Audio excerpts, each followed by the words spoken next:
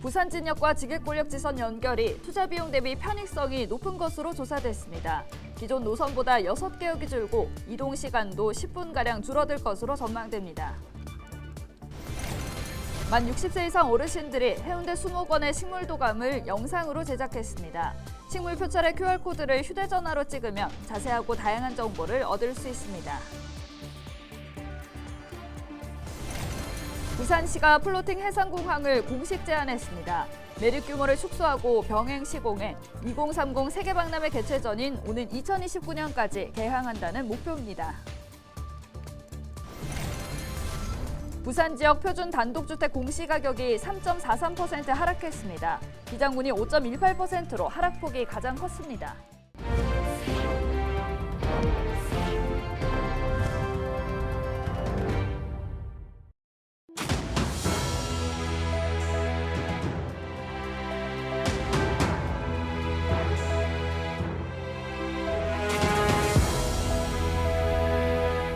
여러분 안녕하십니까? 헬로티비 부산 뉴스입니다. 행정구역상 바로 붙어있는 동구 범일동과 남구 문현동의 거리는 채 3km도 되지 않습니다. 지하철을 이용하면 20분가량이 소요되고 환승해야 하는 불편함도 감수해야 하는데요. 동구청에서는 이런 불편을 해소하기 위해 도시철도 노선을 신규로 만드는 계획을 추진하고 있습니다. 보도에 김한식 기자입니다. 행정구역상 동천을 사이에 두고 나눠져 있는 동구와 남구. 엎어지면 코 닿을 거리지만 지하철을 이용하면 이야기가 달라집니다. 동구 지역에는 지하철 1호선이, 남구는 2호선이 지나는데 부산 진구 서면역에서 환승해야 합니다. 8개역을 지나고 환승까지 하면 통상 20분 정도 소요됩니다. 시민들은 불편함을 호소합니다. 지하철로 해운대나 수영을 가려면 지금 서면에서 환승을 해야 돼서 어려움이 많습니다. 근데 바로 갈 수 있는 노선이 생긴다면 아주 편리하고 좋을 것 같습니다. 이런 불편 해소를 위해 동구청에서는 부산 진역과 지객권역 지선 연결 경제적 타당성 용역을 실시했습니다. 이 결과 해당 노선을 건설하는 데 투입되는 비용 대비 편익값이 0.754로 나왔습니다. 통상 0.7 이상이면 사업성이 높다는 뜻입니다. 이는 부산시의 도시철도망 구축계획 10개 노선 가운데 1, 2호선 급행화선과 송도선 등보다 높은 점수입니다. 특히 부산 진역과 지객권역을 지선으로 바로 연결하면 기존 이동시간보다 10분가량 줄어들 것으로 예측됐습니다. 또 북항 일대 교통환경 개선과 만성적인 범일교차로 교통정체 해소에도 긍정적인 영향이 예상됐습니다. 이와 더불어 관광객이 많이 이용하는 부산역과 해운대 양방향 이동 편의도 좋아질 것으로 전망됩니다. 현재 동구에는 북항 재개발이 추진 중이고 2030 부산세계박람회가 유치될 경우 북항에 행사장이 꾸려지는 만큼 향후 평가도 긍정적일 것으로 판단됩니다. 북항 재개발 지금 추진과 2030 엑스포에도 굉장히 긍정적인 영향을 미친다. 원도심과 해운대 가는 2호선이 바로 연결이 되면서 교통시간도 단축을 하고. 동구는 용역 결과를 토대로 부산시의 지선 연결을 지속적으로 건의하겠다고 밝혔습니다. 헬로티비 뉴스 김한식입니다. 해운대 수목원의 식물을 이제는 영상으로도 감상할 수 있습니다. 만 60세 이상 시니어 10명으로 구성된 시니어 미디어 제작단이 1년 동안 식물 영상을 촬영해 미디어 식물 도감으로 제작했는데요. 차선영 기자가 보도합니다. 해운대 수목원 내 생명의 숲입니다. 추운 겨울 꽃잎이 떨어지고 앙상한 가지가 모습을 드러냈습니다. 봄을 준비하고 있는 호랑 가시나무와 푸조나무, 왕벚나무 등 100여 종의 식물들이 숨쉬고 있는 곳입니다. 나무의 이름과 모습에 더해 이제는 식물이 가진 정보를 영상으로도 볼 수 있습니다. 만 60세 이상 시니어 10명으로 구성된 시니어 미디어 제작단이 1년 사시사철 식물의 변화를 영상으로 제작해 미디어 식물 도감으로 탄생시켰습니다. 부산시와 부산시청자 미디어센터, 남구 시니어클럽이 협력해 새로운 형태의 지역 공공미디어 영역 노인 일자리를 만들었고 그 결실을 맺은 겁니다. 제가 취미로 사진 찍는 거를 좋아하다 보니까 이렇게 참여하게 되어서 너무 재미있었어요. 진짜 뿌듯하고 너무 좋습니다. 이렇게 제가 찍은 영상이 이렇게 화면에 나올 줄 몰랐습니다. 봄철에 꽃피는 계절과 가을쯤에 열매 맺는 모습, 이것은 정말 신비할 정도입니다. 우리가 관심을 가지고 보니까 아름답게 그지없습니다. 영상으로 제작된 미디어 식물 도감은 총 46종. 식물 표찰에 인쇄된 QR코드를 핸드폰으로 찍으면 식물의 자세한 정보를 그 자리에서 바로 확인할 수 있습니다.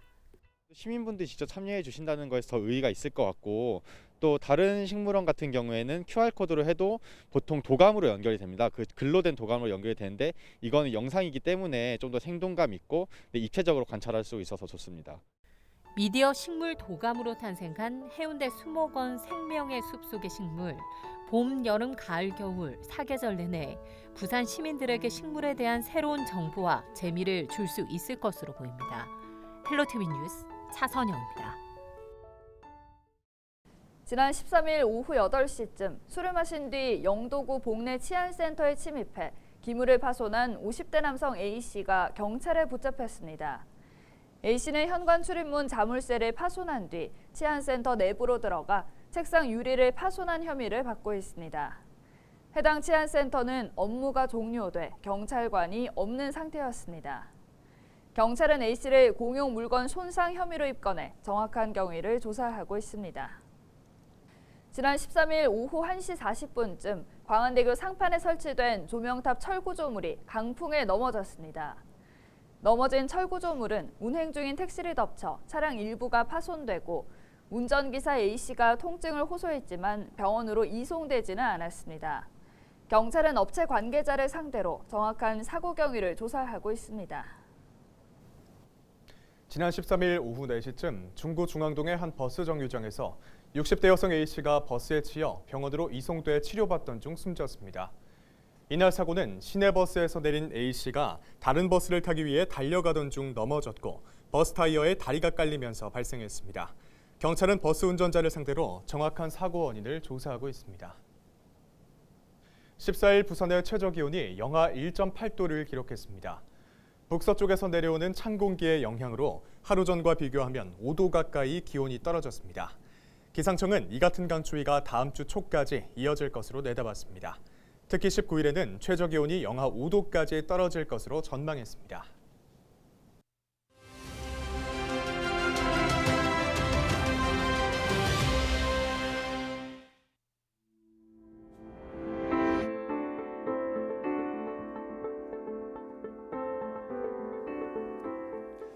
과이불개, 잘못을 하고도 고치질 않는다. 교수들이 올 한 해 우리 사회를 표현한 사자성어로 이 과이불개를 꼽았습니다. 교수신문이 전국 대학 교수 900여 명을 대상으로 설문조사를 진행했는데 이 과이불개가 절반가량의 득표를 받으면서 1위를 차지했는데요. 설문에 응답한 한 교수는 이 과이불개를 추천한 이유로 우리나라 고위층 인사들의 언행이 이 말을 잘 보여주고 있기 때문이라고 밝혔습니다. 잘못을 하고도 인정하거나 고치질 않고 자기 정당화에만 몰두하고 있다는 지적인데요. 조선 왕조실록을 보면 성군으로 불린 세종이 자신의 잘못을 인정하고 후회하며 이를 고치는 장면이 많이 등장합니다. 하지만 지금의 우리 사회, 잘못을 고치거나 처벌받기는커녕 인정하지도 않는 이 같은 현상, 어떻게 받아들여야 할까요? 자, 이 과이불개 외에도 교수들은 덮으려고 하면 더욱 드러난다는 욕계 미창, 그리고 알을 쌓아놓은 듯 위태로움을 뜻하는 누란 지위를 각각 2위와 3위의 사자성어로 꼽기도 했습니다. 데일리 브리핑이었습니다.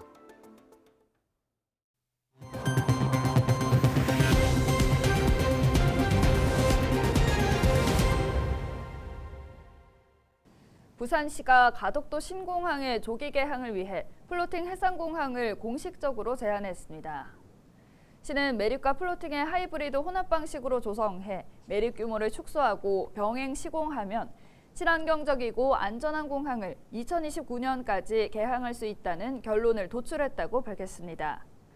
시가 제안한 하이브리드 혼합 방식은 터미널만 매립식으로 하고 활주로 부지를 부유식으로 해 총 매립 면적을 3분의 1 이하로 줄이는 것으로 부산시는 이러한 방식이 친환경적이고 시공성 향상을 위한 최선의 방안으로 검토됐다고 강조했습니다. 부산시는 가덕도 플로팅 해상공항 추진 방안을 이른 시일 내에 국토부에 제출하고 공식적으로 검토해 줄 것을 요청할 예정입니다. 국토부가 우리 시의 안이 기술적으로 불가능하거나 더 나은 방안이 있다고 판단하고 대안을 제시해 준다면 저는 언제든 수용할 수 있습니다. 다만 그 대안은 2030년까지 개항이 가능하여야 하고 24시간 운영되는 동남권 거점공항으로서의 기능이 확실히 보장되어야 합니다.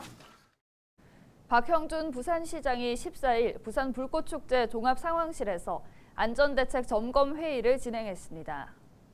회의 현장에서 관계기관들과 행사 전반에 대한 점검 사항과 안전대책을 논의하고 기관별 역할과 협조체계 구축, 사전 준비 부분을 점검했습니다. 이후 도시철도 광안역으로 이어지는 관람객 동선과 해수욕장 주요 진입로 등 이동 불편 사항을 점검하고 도시철도 광안리 역산의 안전사고 발생 상황을 가정해 남부소방서 소방구조대 등과 현장 대응 훈련을 진행했습니다. 진보당 부산시당은 올해 3분기까지 4대 시중은행이 거둔 순이자 이익만 23조 3천여억 원에 이르는 것으로 나타났는데 모두 금리 인상 이익으로 서민 경제가 파탄나고 있다고 밝혔습니다. 하지만 은행들이 대출이자 인하와 채무 조정 등에는 소극적이라고 지적했습니다. 이와 더불어 지난 외환 위기 당시 은행 파산을 막기 위해 수십조 원의 혈세가 투입됐다며 민간은행이 벌이는 이자 장사도 공공성을 벗어날 수 없다고 강조했습니다. 시당은 초과이익의 50%를 과세하는 내용을 법제화하고 걷어들인 세금은 금융 취약계층 지원에 써야 한다고 주장했습니다. 부산의 표준 단독주택의 공시가격이 3.43% 하락했습니다. 국토교통부는 2023년 1월 1일 기준으로 조사한 표준 단독주택 공시가격이 전국적으로 5.95% 떨어졌고 부산은 3.43% 하락했다고 밝혔습니다. 구군별로는 기장군이 5.18% 떨어져 하락폭이 가장 컸고 중구 4.47%, 해운대구 3.88%, 강서구 3.72% 하락한 것으로 나타났습니다. 표준 단독주택은 전국의 단독주택 중 대표성을 갖는 곳으로 표준 단독주택의 공시가격을 기준으로 개별 단독주택과 개별 토지에 대한 공시가격을 산출하게 됩니다. 공동주택 공시가격은 내년 3월 발표됩니다. 부산시교육청이 내년부터 어린이 통학버스 안전 확보를 위한 지원을 대폭 강화하기로 했습니다. 시교육청은 이를 위해 내년 3월부터 사립유치원 전체 버스 547대를 대상으로 통학차량 안전도우미 예산을 지원합니다. 그동안 부산교육청은 공립유치원에만 통학차량 안전도우미 예산을 지원했지만 공사립이와가 동등하게 보호받을 수 있도록 사립유치원에도 관련 예산 44억 원을 편성했습니다. 이와 함께 어린이 통학버스 직영 차량 전체의 사각지대 해소에 도움이 되는 후방 감지 센서 부착 예산도 지원하기로 했습니다. 14일 세계 최대 규모의 부산 수학문화관이 문을 열었습니다. 부산 수학문화관은 수학놀이관과 진로 탐색관, 교과 체험관, 역사지혜관 등 4개의 전시관과 강의실, 수학도서관 등 공용 공간으로 구성됐습니다. 부산시교육청은 세계 각국의 전통 퍼즐놀이와 블록놀이 등 콘텐츠로 구성된 3에서 5층을 관통하는 역피라미드 조형물은 부산 수학문화관에서만 즐길 수 있는 콘텐츠라고 설명했습니다. 한편 부산 수학문화관은 내년 2월까지 시범 운영을 거쳐 내년 3월부터 정상 운영할 계획으로 시범 운영 기간 중 관람 3일 전까지 수학문화관 누리집에서 사전 예약하면 무료로 입장이 가능합니다. 오는 15일부터 17일까지 3일간 백스코 제1전시장에서 2022 부산 머니쇼가 개최됩니다. 올해로 12회째를 맞이하는 2022 부산 머니쇼에는 금융공기업과 기관, 금융기술 등 관련 분야 70개사 225개 부스가 운영됩니다. 부산시는 이번 전시회에서 주요 금융공공기관과 기업들이 금융기업관을 구성해 기관과 금융상품 홍보, 채용 설명회를 진행한다고 밝혔습니다. 이상으로 뉴스를 마칩니다. 함께해 주신 여러분 고맙습니다.